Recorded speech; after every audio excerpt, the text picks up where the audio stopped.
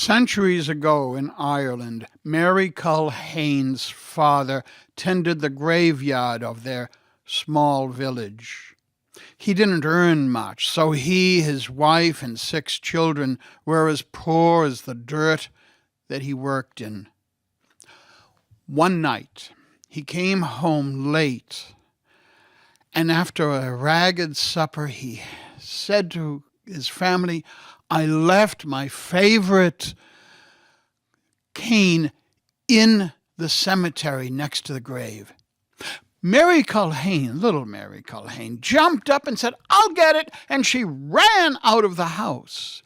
And everyone yelled after her, "Mary, Mary, come back. It's not safe out there. It's a cemetery at night." Well, Mary didn't care. She was running over. She was jumping over the graves. She was jumping over the flowers.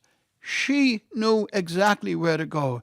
She found the grave. She was about to pick up the cane when something grabbed her ankle, and a bony creature climbed up onto her back, and a bony hand stuck out and said, "Mary Culhane, I've been waiting for you. Take me to the village. I am hungry." What could she do? She carried this creature to the village. "Mary Culhane, go into that house. I am hungry." She got almost to the door when it said, "Stop, Mary, stop. There is a stench of a bottle of holy water inside the house." That house. So she went to the other house and almost got to the door. "Stop, Mary, stop. There is a Bible in there, and it is open. Go to that house." Her heart fell. She knew that house. That had the boys that she goes to school with. But she had to go. She carried the creature in and went into the kitchen. "Mary Culhane, put me on the chair." And she put the creature on the chair. It crawled off her back, and she was able to look at it. It was human. At one time, it was human, but now all of the skin had fallen off, and the arms were almost all bone, and what hair was left was clinging to the whatever skin was left. "Mary Culhane, make me porridge." So she banked the coals in the stove, and she poured some dirty water in a pan along with some old oats, and got it to cooking. "Mary Culhane, put me on your back. Pick up that vial and the knife." We go upstairs. They went upstairs and went into the room that the boys were sleeping in. "Mary, prick a finger and put 3 drops in the vial." With the first drop, the boy stopped breathing. With the second drop, his heart stopped. And with the third drop, he was dead. The second boy, the third. They went back down to the kitchen. "Mary, pour the blood into the porridge. Give me 2 bowls. You can have only 1. And the creature seemed to like eating it. But Mary, she pretended to be eating it, but she had a kerchief around her neck and just dropped it in. After they were done, she cleaned the kitchen and carried the creature back to the cemetery. And when they got to the grave, the creature said, "You see the 3 hills over there?" "Yes, they're called the Haunted Hills." "The middle hill is where we keep all of our gold and silver. And now you are one of us, so I can tell you." "How am I one of you?" "Because you ate the porridge." "I did not eat the porridge." And she pushed the creature into the grave, grabbed the cane, and ran home, got off her clothes, cleaned up her body from all of that dirt, and went to bed. The next morning she was woken up by her parents and told about the death of the 3 boys. She went with them to the house, carrying her kerchief with the porridge, and begged them to leave her alone in the room with them, because she had been told that if she puts the porridge in the mouth of the boys, they will come back to life. And with the first drop of porridge, the boy began to breathe. With the second one, his heart started, and with the third, he was alive. The second boy, the third. The village was ecstatic. They celebrated. And years later, she married one of the boys. And then they went to that middle hill and dug it up and took out all that gold and silver and built themselves a big house. And in that house, there was always a Bible that was open, and always a bottle of holy water that was open.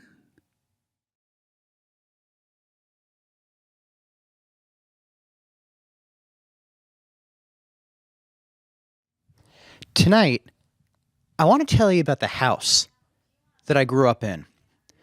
Now, I wouldn't go so far as to say that the stories about the place were scary. Well, one was, actually. But they were more eerie than anything else. Now, if you've ever seen me perform, you know that I talk a lot about my dad and growing up and high school and college. But when I think about those other stories, I don't know, they just always make me feel like I'm a little outside myself. There's the one about the coins. I'm maybe 4 years old, and I'm walking downstairs to the lower level of the house where my aunt and uncle live. And I get to the last step, and a coin falls onto one of the steps behind me.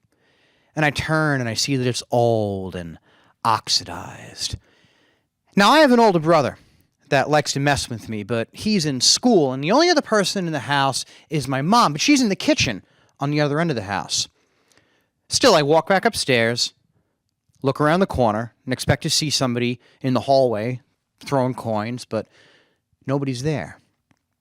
So I walk all the way back downstairs. I get to the last step, and another coin falls right next to the first one. So I jump over the coins, run up the stairs, go around the landing, look around the corner, and no one's there. Just a wide, expansive hall. I'm by myself. And I look over the landing, down there at those coins, and they're looking right back up at me, almost smiling. Walk all the way back downstairs again, and I grab the coins, and I take them to my uncle who collects coins. And when I tip them into his hand, he gives them a look as if he had never before seen their like.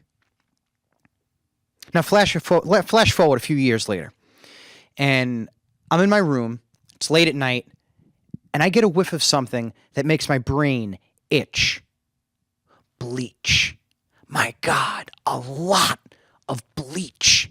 And I follow the scent downstairs into my uncle's kitchen, up to the giant fish tank. And fish are on the floor, flopping, their little mouths working. And my uncle's frantic. He's torn between trying to save the fish and empty the fish tank. Because you see, the water had somehow turned to bleach. And the fish were jumping out, trying to survive. Well, my aunt and uncle find their own place about a year after that. And to my dread, my parents decide to move my brother and me down into my aunt and uncle's old area down there. They redo the whole front, the whole first floor area, and they move Ed and I down there. And we sleep in my aunt and uncle's old room. And I'm never comfortable. It always feels like I'm the last person in the house to fall asleep. My brother's in his bed, snoring. The ceiling above is free of our parents' footfalls. I just lay there, in bed, in the dark, mocking the sounds my father says is just the house settling. But the house has been around for decades. I mean, what the hell's it got left to settle? And every time I close my eyes, I feel like there's a face just inches from my own, smiling, sneering. I open my eyes. Nothing. A sound, a footstep. No, it's the house settling. A shuffle, a whisper. I open my eyes and... Is there something there? Down at the foot of my brother's bed. It's a face. An actual face. It's looking around the room. It's in a small cloud, like a mist. Eyes and a mouth, no nose, and not much detail. I look away and I count 1, 2, 3. No, I'm not asleep. I'm wide awake. I look back and the face sees me. I look away again. My body is concrete, cold like the walls in school. I'm not going to look back again. There's no way I'm going to look back again, but of course, what do? But you look back. And my God, it's looking at me now. And smiling. And now I can't look away. And it looks my body up and down, and as if in some sort of silent approval, it mouths the word, ooh. And I lose it. Screaming.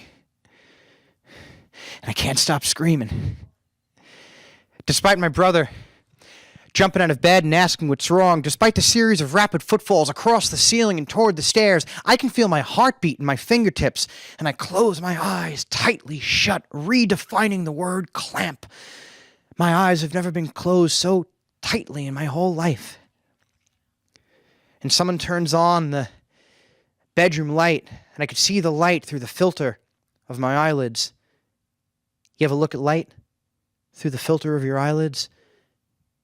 That red is pretty eerie. And when I finally open my eyes, the ghost is gone, but my mom is not. Reverse that. When I finally open my eyes, my mom is there, but the ghost is not. A few minutes later, I'm not sure what's more frightening. The ghost that I saw, or that my mother doesn't try to tell me that it was all in my imagination. She just sits there on the foot of my bed smoking a cigarette and says, I don't know what you saw. Had she seen a face too? Somewhere down there in the dark? Well, I never sleep downstairs again. There and then I insist on returning to my old room upstairs, despite my brother calling me a flat lever. Well, all that happened years ago. My parents and I, my brothers, we've long since moved away. But sometimes I find myself going back to those other stories. And I wonder if the people who moved in now have stories of their own. And I wonder if I'd even want to hear them.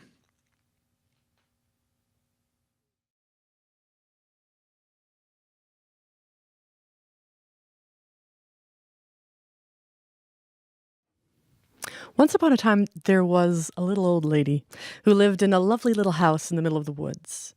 She lived all on her own, and that's just how she liked it. She had her own little garden, and every day she would kind of go out and poke around in her garden and see what there was to make dinner. And sometimes when she was feeling adventurous, she would go off into the woods that were right around her house and poke around and see what she could find. If she got lucky, sometimes she found an old dead squirrel or just something to kind of put a little something extra into her nightly stew. So there was one evening where she had her basket and she had poked around in her garden. She found a carrot, a parsnip, an old onion, a potato. But she kind of felt like she needed something a little more that night. So off she went into the woods. And she looked here and she looked there and she poked around. And then she stubbed her toe on something. And she looked down at the ground. And sticking up out of the ground, I kid you not, was a big, hairy toe. Just sticking up out of the dirt. It was kind of old and yellowy, and there was a nail sticking out of it that was all splintered, and there were tufts of black, bushy hair kind of poking up out of the knuckle of it. She kind of looked at that for a while. It was a big toe. And then she thought, there's meat on that thing. So she reached down with both hands and she started pulling. It was in there real firm. So she had to yank and finally she broke the thing off. And yeah, there we go. It was pretty bushy there, but definitely some meat on that toe. So she just threw it into her basket and off she went home. She got home. She put her little stew pot over the fire, put in some water, and she tossed in some carrots, tossed in the parsnips, some onion, little potato, and then bloop, in went the toe. She stirred and stirred and stirred. It started to smell really good. And after a while, it was done. Hairy toe stew. Well, she ladled some out into a bowl and not bad. A little extra salt, a little pepper, but that toe stew was pretty tasty. There were a few little hairs there. That toe was really good, though, and she sort of picked it up at the end, and the nail was inevitable, but she slurped it until all that was left was bone and hairy bits. Well, then her belly was full, and she felt like she was ready to lie down and have a good night's rest with a full belly. Well, up she went to her bed and got comfy and lay down. Fell asleep. Well, it must have been around midnight that the little old lady woke up in her bed and she thought she could hear something.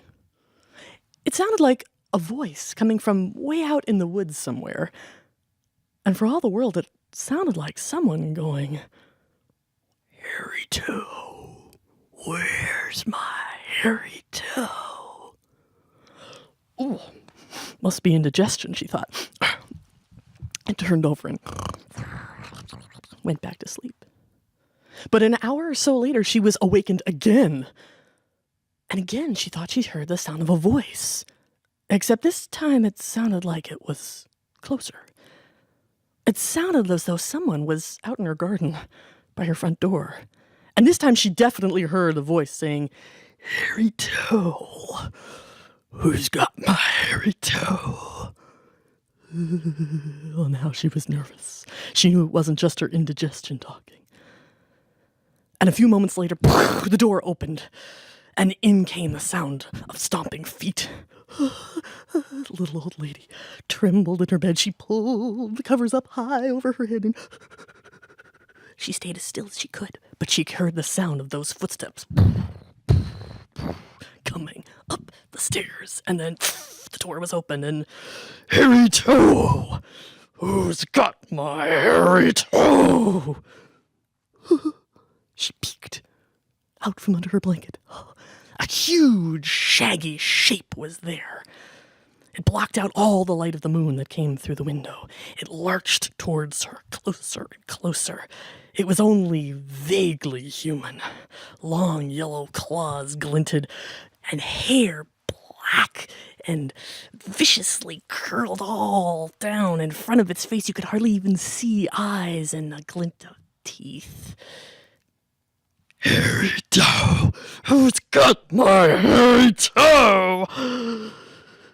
And the little old lady looked up, and I don't know why she said it or where it came from, but she kind of looked into those yellow eyes and went, "I ate it!" Well, a week or so later, the people of the nearby village said, "Hey, have you seen the little old lady who lives by the woods?" "No, I haven't seen her." Let's go out and take a look." The people in the village were nice, and they liked to just keep track of her and make sure she was okay, living alone as she did by the edge of the woods. So a few of them went out and looked around. "Hello? Hello? Hello? Hello? Do you see her?" "No, I don't see her." The door was wide open. They thought that was strange. The remains of stew were congealed over by the fire. And they looked up in the bedroom, but there was no sign of life. The little old lady was gone. There was one man who noticed, hey, look, there's footprints. Look here in the garden. There were huge footprints, massive bare feet had trodden all through the garden, trampling the carrots and the potatoes. And everybody noticed that on one of the footprints, there were only 4 toe prints. The little old lady was never seen again. But some say that deep in the woods, from time to time, a voice could be heard going, "Hairy toe, hairy toe, I got my hairy toe."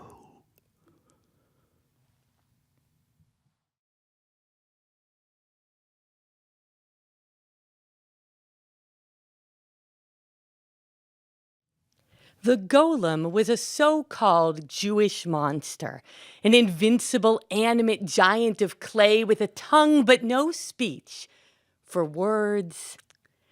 It was the time of the blood libel. The Jews were forced to live inside the ghetto behind locked walls, and villains would dig up Christian children out of their graves and mutilate their bodies and hide them inside the ghetto. Sometimes just a knife, sometimes just a rumor. The pogroms started with words, whispered through the countryside, amplified by the church, proclaimed from the palaces. The Jews kill Christian children and bake their blood into the Passover matzah. The Jews kill Christian children. The Jews killed Christ. Then the mob would gather, given arms and libations by the local police. Then the gates would open. Every Jew knew then what a monster was.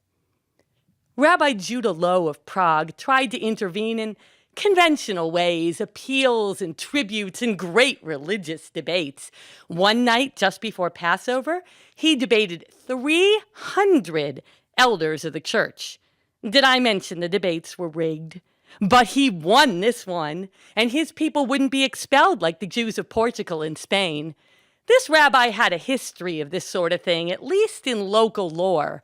They say on the night of his birth, blood libelers tried to hide a body in the basement while the Passover Seder was going on upstairs. They heard the most horrible noises, groans and moans, animalistic, no, supernatural. Then the shoving aside of a heavy table and the thundering of footfalls. They leapt out the window right into the arms of the police, who were escorting the rabbi's mother to the doctor. She had been moaning in labor because he was so insistent on being born that night. But on this Passover, the rabbi hurried home and he sent away his wife and children. He buried silver and hid books, all in a cold sweat. The church would restore their dignity with an attack on the ghetto. He fell asleep on a pile of books and dreamed. Children climbed out of their graves, tore their tongues from their mouths and held them out to him, pleading. He woke, and in his hand was a piece of parchment, one word. He showed only his son-in-law and his scribe. It was the holy name for summoning a golem. "He will be our protector," said the rabbi, "and use violence where words have failed." That same night they drew him in the clay at the banks of the Vltava River, hulking shoulders, fists. First the son-in-law walked 7 circles, fire emanating from his body, baking the clay. Then the scribe with water spilling out from his footfalls. Tss. And the vapor was like breath on your cheek. It sat. It stood. 7 times the rabbi incanted, and then he breathed up into the golem's nostrils life. "Yasala, little Joseph," said the rabbi. "Protect the Jews and the golem." Nodded. "Yasala, little Joseph. Kill if you must. Nothing can destroy you, not fire nor water. You can leap on an army from the ghetto walls and be not harmed. Yasala, said the rabbi. Obey only me. And then Rabbi Judah put the parchment under the golem's tongue, and Yasala followed him home. Now, when men came sneaking into the ghetto with bodies and knives, plots and lies, they met the Golem. He did many things, but worst of all, people said, was just his stare. In his eyes, they saw nothing, and they fled, maddened. Thus the ghetto was protected 6 days of the week, and on the 7th, the Golem, Yasala, like any good servant, was given his Sabbath rest. The parchment was taken from his mouth, and he became a statue. Until one Friday, when the rabbi, or perhaps it was his wife, forgot. They were busy with the cooking and the cleaning and the children interrupting. They forgot. And Yasala was left with only his prime directive, protect the Jews, kill if you must. He opened the door. You can imagine the scene. Danger everywhere. Children crying as they were dragged down the street by their parents. I don't want to go. Oh, and the bundles on their heads, on their backs, and the fires being banked for the holy Sabbath. Yasala! The rabbi burst out of the synagogue to face down the rampage, his wife at his heels. Take the paper from his mouth, she said. I don't want to hurt him. He's not alive. The Golem swept the rabbi up in his massive fist, unknowing, unseeing. The rabbi twisted, grabbed at the paper, and Yasala clamped down. Rabbi Judah finally saw what his victims saw. It wasn't just the power of speech that the Golem lacked, but of discernment, of mercy. He tore the paper and tumbled down in a cascade of breaking clay red with the dust of it. Some say Yasala was wrapped in a prayer shawl and buried in the Jewish cemetery. Some say he was hidden away in the attic of Rabbi Judah Low of Prague, so close you can smell the Vltava River. They've looked. They've actually tested the dust in the Geniza, the storage center for old worn-out books in the rabbi's attic. I don't know if they used a little Ghostbuster machine. Nothing there. There's no scientific evidence of the Golem. Sorry. But the books, the pages, the scraps of paper that have been saved as preciously as the bones of a loved one. It's there, some say, that the Golem waits. And despite all evidence to the contrary, protects the Jews.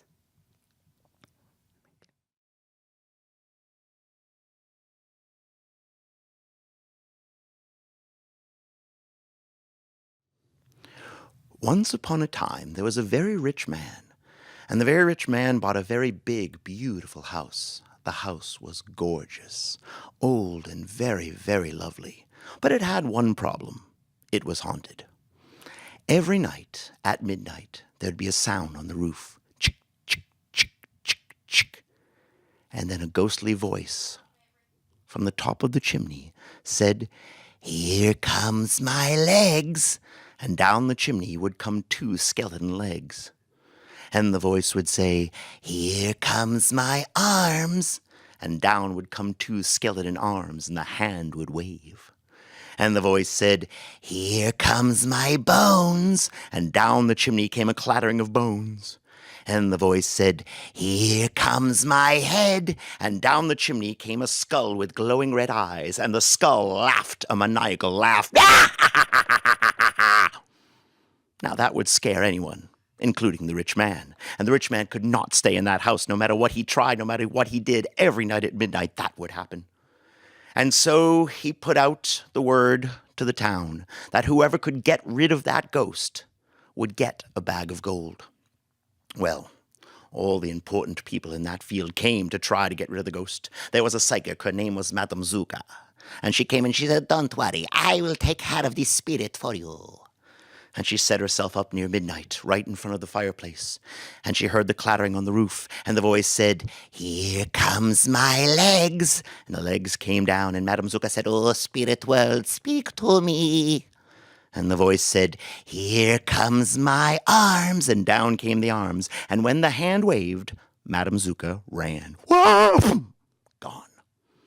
Well, there was a ghost hunter. He came. He said, "Don't worry, I'll take care of your ghost for you. No problem at all."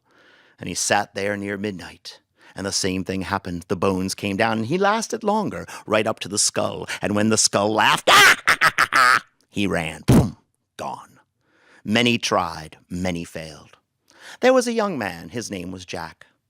And Jack came into town, and he heard about the rich man's problem, and he came to the rich man's door, and he said, "I'd like to try to get rid of your ghost for you."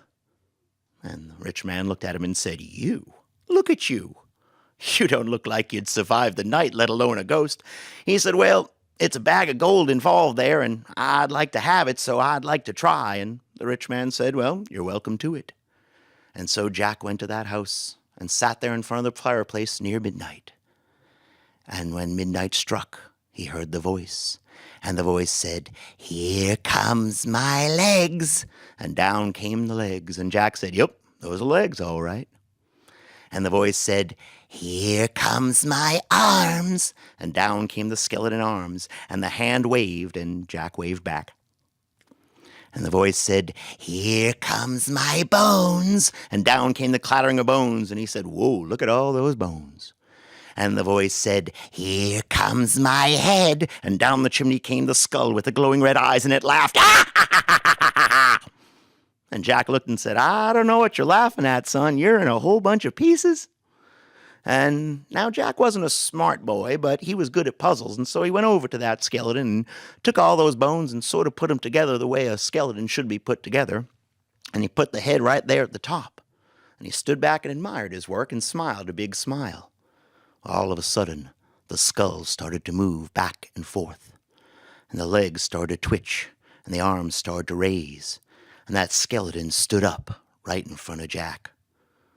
Now, Jack was a little afraid, but also kind of interested. And the skeleton looked at Jack, and he said 2 words, "Thank you." And then the skeleton crooked a bony finger at Jack and said, "Follow me, young man." And Jack followed. And they went out back of the house and went out the back door. And he followed that skeleton, didn't know where he was going, but he kept following. And as they passed by the shed, there was a shovel, and the skeleton pointed and said, "Pick up that shovel, boy." And Jack did what he was told, and they walked out to an oak tree in the back. And the skeleton pointed to the ground, and he said, "Now dig." And Jack said, "Oh, okay." And he started to dig, and he dug, and he dug, and he dug, and he didn't know what he was digging, and he getting a little nervous. And the skeleton looked and said, "Dig deeper." And so Jack dug deeper. He didn't know whether he was digging a hole or digging his own grave, and he kept on digging down. All of a sudden, he hit something. And he put his shovel down and went down and started to clear away the earth, and there was a box. And he pulled that box up and put it outside of the hole, and the skeleton looked and said, "Open the box, boy." And so Jack went over and undid the latch and opened up the box.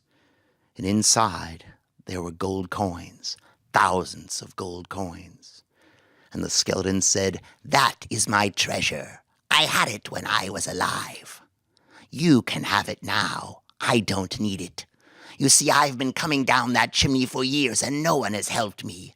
But you did, so you may keep that treasure." And Jack said, "Well, it's mighty kind of you. Thank you very much." And the skeleton said, "One more thing. Could you please bury me?"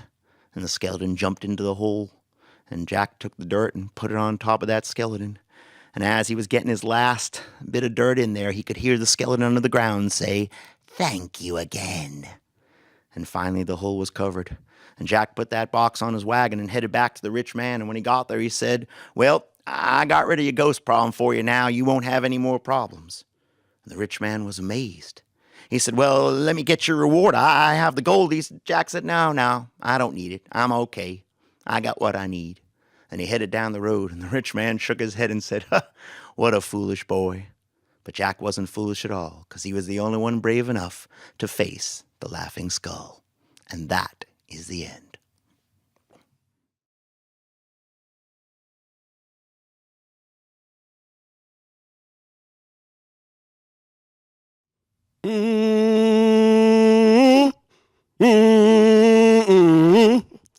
Mm-mm. Mm-mm-mm-mm.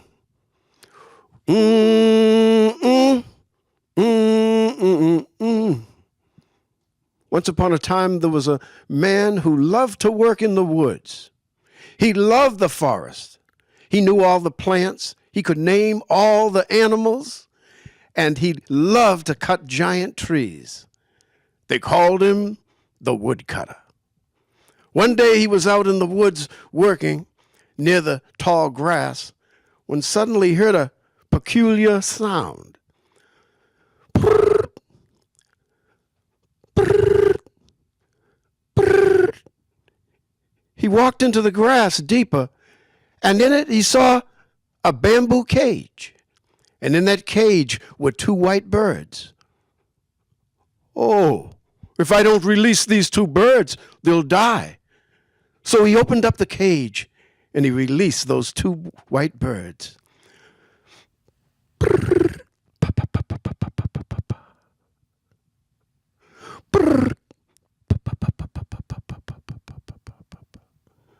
5 years went by and the woodcutter left his job in the forest.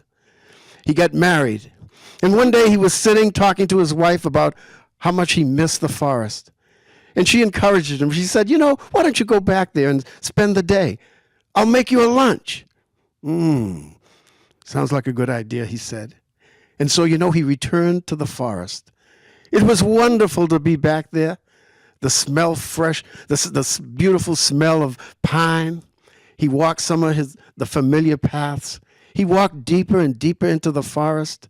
It was so wonderful to be back there. He even walked to parts that he wasn't familiar with, parts that he had never been before. And it began to grow dark, and he realized, I need to get back. But wait a minute, how do I get out of here? He was lost. Oh, I know what I'll do. I'll just make myself a bed of leaves, and I'll go to sleep in the forest tonight. And then when I wake up, it'll be light, and I can go home. So he started to gather some leaves, and he was about to lay down to go to sleep when suddenly he noticed a light off in the distance. He didn't remember anybody living in the forest, but maybe he could get something to eat or have a nice bed to sleep in. So he started to follow that light. He journeyed a short while and then came to a cottage. He knocked on the door. Oh, there was a woman who had opened the door. She had pale white skin and eyes that shone like fire. Can I help you? Yes. Do you have anything to eat? Maybe a place to sleep? Yes, she said. Come right in. She led him into the cottage. It was dimly lit. Over in the corner was a small table with lots of food on it. Oh, he was hungry. She led him over to the table, and he sat down, and he started to eat the food. Oh, it was delicious. He ate almost everything on the table and then looked to the lady to get some more to eat. When he realized she was no longer in the room. So he got up to look for her. Over in the corner was a great big red snake, and it had the head of that woman. I've been waiting for you. You remember 5 years ago when you released those birds? Those were mine. And now I'm going to swallow you. Psst. Wait a minute, said the woodcutter. I didn't know those were your birds. If I had known those were your birds, I wouldn't have released them. Well, it's too late now. What do you mean it's too late? In every story, there's a way out. Isn't there a way out in this story? Yes, yes, there's a way out, said the snake. Not far from here is a cave. And in that cave, there's a bell that hasn't been rung for 200 years. Find the cave, ring the bell 12 times before midnight, and you can go free. Oh, that's no problem, said the woodcutter. I know these woods. I'll just go right out and find that cave and ring the bell. That's one thing, psst, said the snake. You can't leave the cottage. Well, wait a minute. If I can't leave the cottage, how am I going to go find the cave and ring the bell? That's your problem, said the snake as it crawled back into the corner and wrapped itself up 3 times. Oh, I know what I'll do, said the woodcutter. I'll think the bell to ring. I'll think real hard. I'll think real hard, and that bell will ring. He thought and thought and thought, and nothing happened. And finally, he realized nothing was going to happen. No, he surrendered to the thought that nothing that he could do could make that bell ring. When suddenly, he heard the soft ringing of a bell. Bong, bong, bong, bong, bong, bong, bong. 12 times the bell rang. And the snake disappeared. The cottage disappeared. And the woodcutter found himself in the middle of the woods all alone. Why, what made that bell ring? Oh, I remember. Snake said there was a cave not too far from here. And there was a bell. Let me see if I can find it. Oh, he didn't have to go far before he came to a great big hill where there was a cave. And he walked in. It was a high ceiling. And sure enough, at the top of the ceiling, there was a bell. Looked like it hadn't been rung for 200 years. There were feathers stuck to the bell. And then when he looked down to his feet, he saw 2 white birds. They were all bloody. They had banged themselves against the bell to save the woodcutter who had once saved them. They were alive. He took off his shirt. He wrapped them up. He took them home. He nourished them back to health. And you know, one day,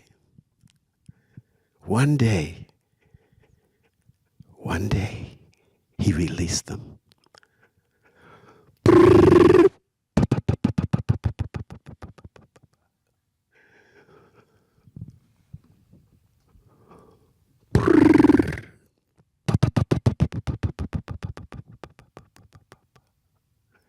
And you know, that woodcutter lived for many years with his family, happily ever after. Mm, mm, mm,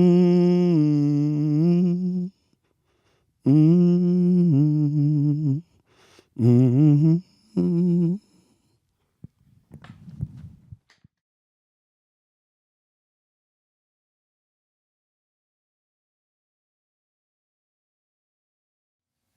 The idea for this story came from the title, and the title was something my wife once said. Now, my wife misplaces pretty much everything. Where are the car keys? Oh, where are the car keys, she'd say. And then 10 minutes later, here they are. Or, where are my reading glasses? I can't find my reading glasses anywhere. And 15 minutes later, she'd say, they're right here on top of my head. Where's that envelope? I can't leave the house. I cannot leave the house without that envelope. Where is the envelope? One day she got so exasperated, she said, where is my head? And I said, that would be a great name for a Halloween story. And so this story came to be. Where is my head? Now, I know you're not supposed to go trick-or-treating alone, really. But it was the Halloween when I was 10 years old, and I was on my way to my best friend Henry's house to get Henry so that he and I could go trick-or-treating together. You see, I wasn't going trick-or-treating alone, right? But as I was leaving the house, my father sat up in his easy chair, looked over the magazine he was reading and over his half-rim reading glasses. He said, "Hey, sport, where are you going?" I hate it when he calls me sport. I said, "Trick-or-treating." He said, well, you shouldn't go trick-or-treating alone. And I said, well, I'm not, really. I'm on my way to Henry's house. Well, like I was just telling you. Well, then, my father said, would you like a ride as far as Henry's house? Oh, come on, Dad, I said. I've walked alone to Henry's house before. And that was precisely what I set out to do. Well, I was in the center of town, the part where all the stores are, and it was kind of creepy. Because at that hour of the day, normally, a little bit before dinner time, normally there are all kinds of people around, cars driving up and down the street, people walking up and down the sidewalk, all in and out of stores, but I was all alone. I could hear my footsteps echoing off the storefronts. Clip, clop. Dead trees startled me as they rattled in the dead leaves startled me as they rattled in the trees overhead. And then back behind me, way back behind me down the sidewalk, I could hear the wind begin to moan. Way, way, where is my head? I thought I heard a voice. Well, two things occurred to me right away. One, I should have listened to my father and taken a ride to Henry's house. And two, I should have listened to my mother and cleaned my ears better when I took a bath, because I could have sworn I heard the voice, which I heard again now, this time a little bit louder, this time a little bit clearer, this time unmistakable. And this time, you folks out there watching me on TV are invited to say it with me.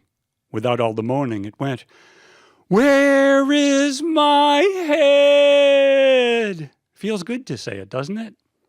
As long as you don't really mean it. Of course, if you really did mean it, you wouldn't be able to say it. Well, anyway, I started to walk faster, and I thought, oh, great, it's a ghost. It's a ghost of somebody who died in the last century, somebody who is decapitated. We'd learned that word in school that week. It means met with a very unfortunate accident. Well, someone who was decapitated, and then their head was cut off, and their body was buried in one place, and the head was buried in another. And every year on Halloween evening, the headless body would roam the countryside, searching for its missing part, and calling out in that mournful voice, which I heard again now, still louder and closer, and you're welcome to say it with me. It went, where is my head? And I thought, wait a minute, slow down. It's probably just somebody messing with you. Somebody on their way to a Halloween party in costume. One of those costumes where you have fake shoulders up here, and then you throw a shirt over the whole thing, and you walk around peeking out through the buttonhole so that you look like a very tall, headless person. But I didn't have much time to be comforted by that thought, because I heard the voice again. This time it was loud. This time it was close. This time it was right behind me, with me if you'd like. It went, where is my head? Well, I stopped, turned around, and there, coming towards me, was this older woman.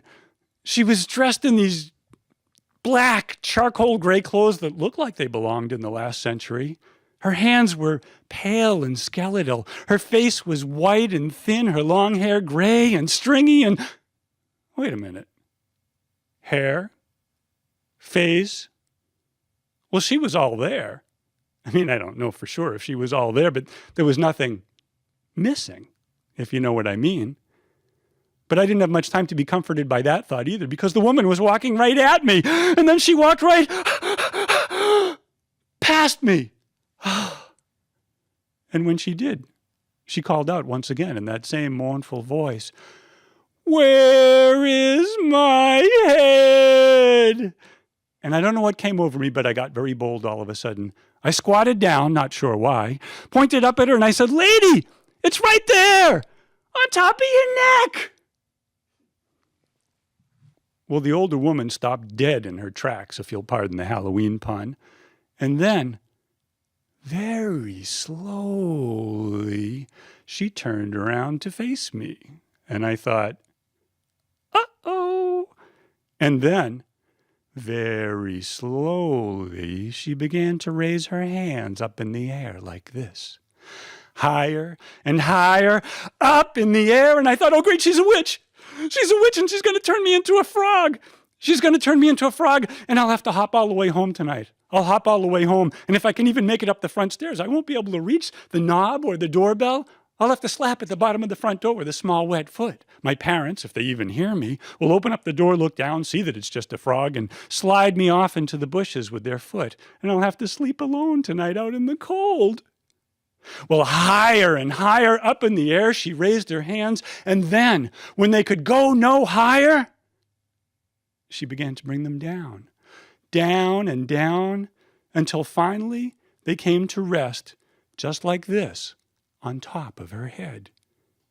And then, very slowly, a smile began to spread across her face. "Oh," she said. "Yes, there it is. Oh, thank you. You're such a clever young man." And then, with her hand still on top of her head, she turned to continue down the sidewalk and walked away. And I was left there to wonder, was she a witch? Was she a ghost from the last century? Was she someone in costume on her way to a Halloween party, or just some peculiar lady? I don't know. I never did find out, but what I do know is that as I watched her walk away down the sidewalk, away from me with her hands still on her head just like this, I heard her call out in a mournful voice into the cold, cold night, "Where are my hands?"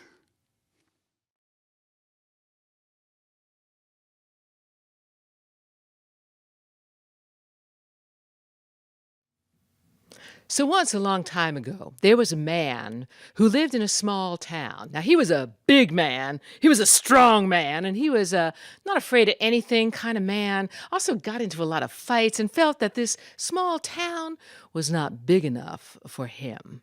And so he said, "You know what? I'm going to go into the big city and I'm going to find my fortune." And people said, "Oh, yeah, you're going to go?" He said, "Yeah, I'm going today. I'm starting right today." They said, "Oh, really?" He said, "Yeah, I'm going to go today." They said, "Well, it's supposed to rain." He said, "Well, really?" He was a big man. He was a strong man. He wasn't afraid of any kind of rain kind of man. They said, "Well, if you don't get there in one go, you might have to stay on the side of the road. The only place that there is to stay is that big old spooky house." He said, "Pah, spooky house? Spooky house? You think I'm worried about some spooky house?" He was a big man. He was a strong man. Not worried about any spooky house. So he started walking down the road. He was walking and walking and walking, and sure enough, those clouds rolled in, and it started to rain. It started to rain all through breakfast, all through lunch, and he had none of that to eat, all into the afternoon, and it was starting to get dark. He was not yet at the city, but he did see a big house on the side of the road, and it looked like it was empty, and he was a big man. He was a strong man, not afraid of like an empty house kind of man, so he went right up to that door.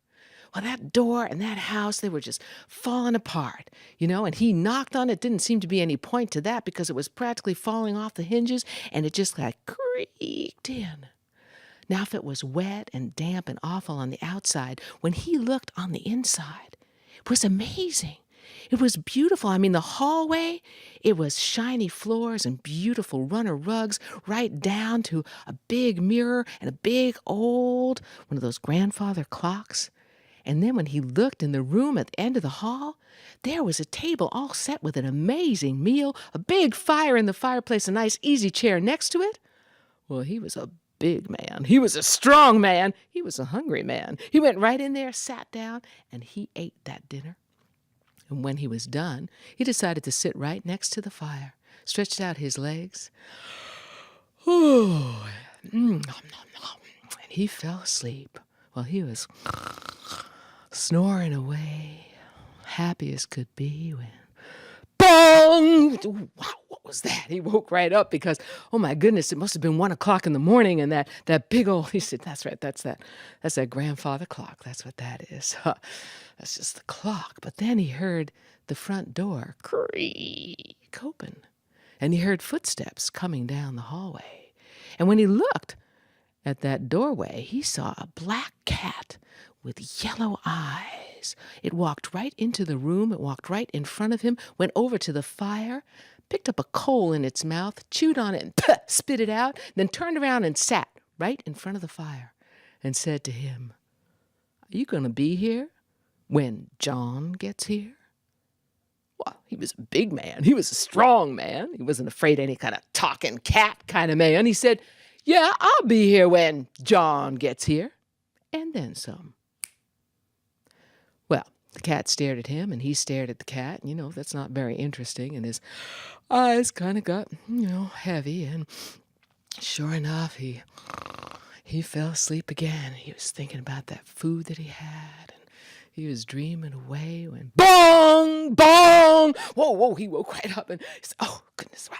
That was the clock. I know what that was. It's not a problem. And he looked over, and the cat was still sitting there. And then he heard the front door open. Creak. And he heard footsteps coming down the hall. And when he looked at the doorway into that room, he saw another black cat, twice as big as the other one, with the same yellow eyes. It walked right in there. It went up to the fire. It grabbed a burning stick out of it, spit it out, sat down, and stared at him and said, you gonna be here when John gets here? Well, he was a big man. He was a strong man. He wasn't afraid of 2 talking cats. He was a little apprehensive, but he wasn't afraid of them. And he said, yeah. You know what? I will be here when John gets here. And then some.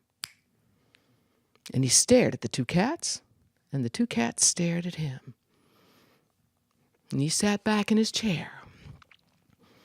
And they stared at each other and stared at each other. And, it was nice and warm in that room, and that chair was awfully comfortable. And pretty soon, his eyes blinked and blinked, and then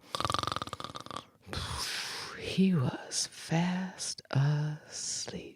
Bong, bong, bong. Whoa. He woke right up and he looked over, and there were the 2 cats. And he said, well, it's just 3 o'clock. Night's passing, that's all. And he heard creak. The front door opened, and he heard footsteps coming down that hallway. And into the room walked a cat that was so big, it was bigger than like a German shepherd. It was almost as big as a small pony. It came right over to those other 2 cats and ate them each up, boom, boom, in one bite, then turned around and sat in the fire and stared at him with intense yellow eyes and said, are you gonna be here when John gets here? Well, he was a big man. He was a strong man. He was a gone man.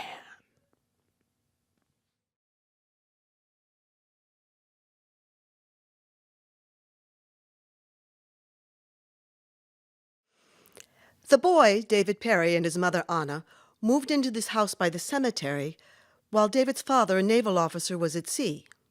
Now, some folks find living near a graveyard a bit creepy, but David thought this big, beautiful garden of a cemetery was a great place to run around in. Late one October night, he looked out the window and he saw this small boy running amongst the gravestones. All alone. He went and told his mother, and they went outside and they looked around, found no one, but worried Mrs. Perry called the police, who too found nothing. The 2 officers, one of them called Mayo, he asked David, can you tell me what the boy looked like? Well, about 5 years old, light hair. He was just wearing a T-shirt and shorts, but he didn't seem to be cold. Well, and the other officer, named Brooke, said, there probably was somebody with him, and they've just gone home. But I wouldn't cut through that place at night. It's too dark, not since the accident. Oh, David's teacher told me about this hit and run. A man and his grandson were killed near the cemetery. In the cemetery, ma'am, not near it. Mayo nodded. The best we can figure is some kid from elsewhere decided to use our cemetery as a racetrack one night. Soon the officers left. About a week later, David looked out the window and again he saw the boy, this time near the wall. He got a jacket, slipped outside, went over. Who are you? The boy was silent. Are you okay? Jason? A voice boomed out of the darkness, and the child turned and ran off. The next day, David was leapfrogging over gravestones when he practically leapt on a small child sitting cross-legged against the stone. He turned around. It was the boy. Well, hello again. David looked around. There wasn't another soul in sight. He looked back at the boy, whose appearance began to change slowly.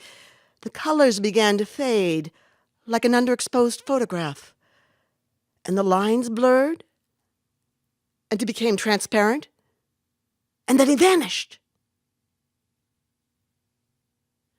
David read the inscription. Here together lie the best of friends, Jonathan Haley and his grandson, Jason Duval. Those officers, they knew it was Jason. Names. One was Mayo. If he called him at the station, somebody would ask, "Does your mother know you're calling?" Wait a minute, he could write him a note. And 2 days later, Officer Mayo showed up at the schoolyard fence. Did Jason say anything?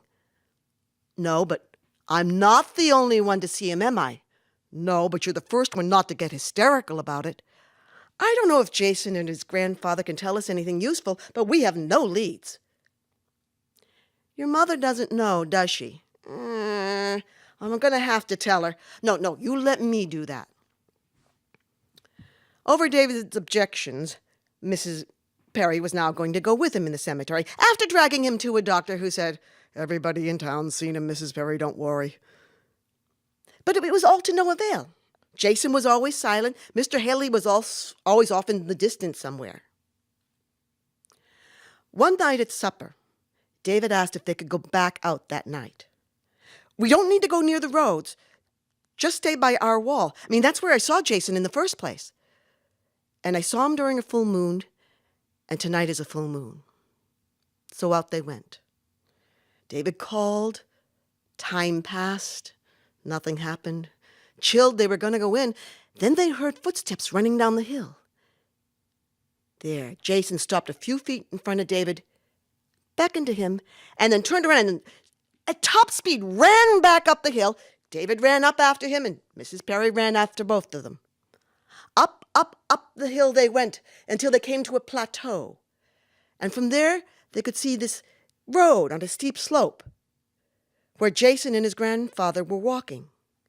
Mother and son watched. Suddenly, they heard the roar of a motor out of sight from the far side of the hill. "David, they're going to show us the accident. Turn your head away." No, not until I see what kind of car it is." There it was, top of the hill, roaring down 90 miles an hour. "David, turn away!" They both averted their faces, and they heard this thud. Then the sound of the engine faded away, and they turned back. No one was there. "Mama, I didn't hear the squeal of brakes. That driver never tried to stop." Well, later they were explaining this to Officers Brooks and Mayo. And Mayo asked, "Are you sure it was a Ferrari?" "Yes. The only Ferrari in this area belongs to a man I know was in Europe at the time. Could someone have borrowed it, without permission?" Well, there was the thread.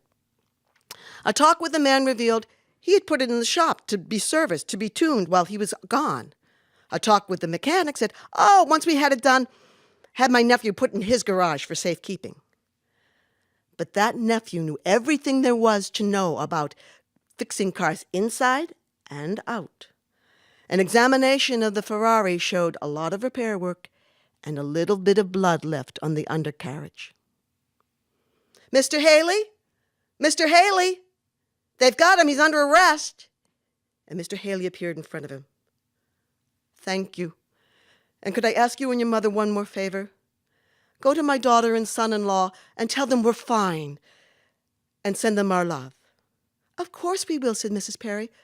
"But will we ever see you again?" "I don't think so." He picked up his grandson. "Say goodbye, Jason."